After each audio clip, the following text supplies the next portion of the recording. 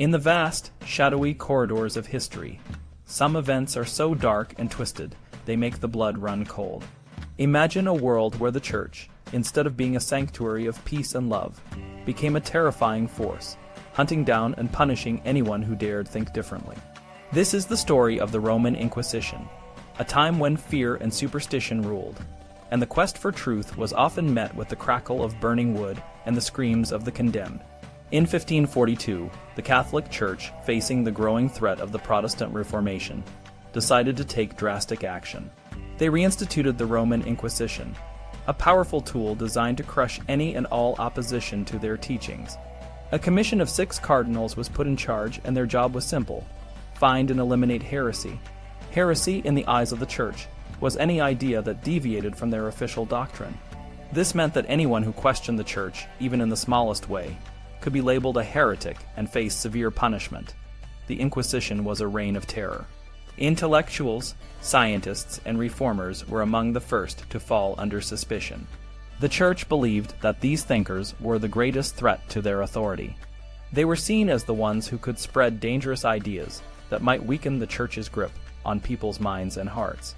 For example, the Archbishop of Toledo, a man who had openly admired the humanist thinker Erasmus, was thrown into a dungeon for 17 years. This was a harsh punishment for someone who had merely expressed a different opinion. The Inquisition didn't stop at punishing the individual. They also went after the families and friends of those accused. Informers were encouraged to turn in anyone they suspected of heresy. If the accusation led to a conviction, the informer was rewarded with a portion of the accused's property. This created a climate of fear and suspicion, where neighbors turned against neighbors, and even family members couldn't trust each other.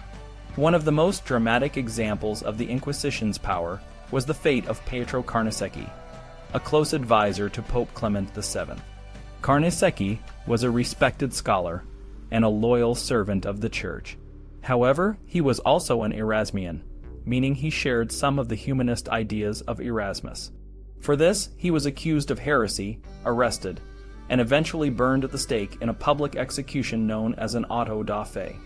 The message was clear: even the most powerful and trusted members of the Church were not safe from the Inquisition's reach. The Inquisition wasn't just a problem in Italy. Its tentacles stretched across Europe, affecting countries like France and England. In France, King Henry II, along with his mistress Diane de Poitiers, launched a brutal campaign against Protestants. They created a special court called the Chamber Ardente, or the Burning Room, to try and execute heretics. In just 3 years, this court sentenced 60 people to death by burning. One of the victims was Anne du Bourg, a respected university rector who dared to suggest that executions should be postponed until the Church could clearly define what counted as heresy. For this, he was arrested and ultimately executed. In England, the situation was even more complex. King Henry VIII, who had once been a staunch defender of the Catholic Church, found himself at odds with the Pope over his desire to divorce his first wife, Catherine of Aragon. When the Pope refused to grant the divorce, Henry broke away from the Catholic Church and established the Church of England, with himself as its head. This act of defiance against the Pope made Henry a hero to some and a heretic to others. The Church, which had once praised him for his defense of Catholicism, now saw him as a dangerous enemy. The story of William Tyndale is a poignant example of the conflict between faith and reason during this time. Tyndale was a priest and a humanist who believed that the Bible should be accessible to everyone, not just the clergy. He began translating the Bible into English, a task that was strictly forbidden by the Church. Tyndale's work was seen as a threat because it allowed ordinary people to read and interpret the Bible for themselves, potentially leading to ideas that contradicted Church doctrine. For this, Tyndale was declared a heretic and eventually captured and executed.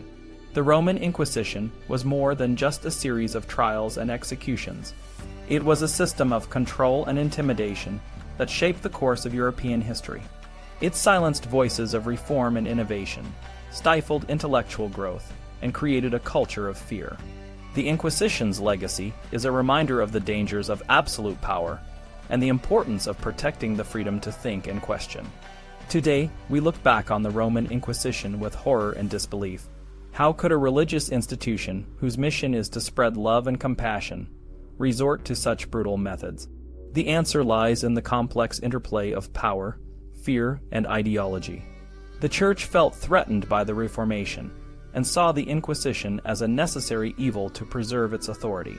But the price of that authority was the lives and freedoms of countless individuals. As we reflect on this dark chapter in history, we are reminded of the importance of tolerance, critical thinking, and the courage to stand up for what is right, even when it is dangerous. The Roman Inquisition may be a thing of the past, but the lessons it teaches us about the dangers of extremism and the value of human dignity are as relevant today as they were centuries ago.